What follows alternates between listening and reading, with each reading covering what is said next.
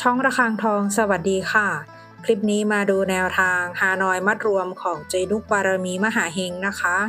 ฉบับนี้เป็นแนวทางประจำวันที่8มกราคม2569ค่ะแนวทางมัดรวมฮานอยวันนี้เจให้เด่นที่1ฟันที่1นะคะ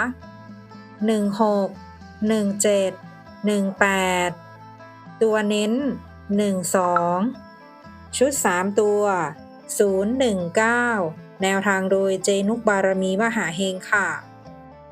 แนวทางมีเข้ามีหลุดนะคะถ้าใครเห็นเลขแล้วชอบค่อยตามแต่ถ้าไม่ชอบปล่อยผ่านก่อนได้เลยค่ะฝากกดไลค์กดแชร์กดติดตามพร้อมกดกระดิ่งแจ้งเตือนเพื่อที่จะไม่พลาดคลิปใหม่ๆจากช่องระฆังทองด้วยนะคะขอบพระคุณทุกท่านที่เข้ามารับชมค่ะ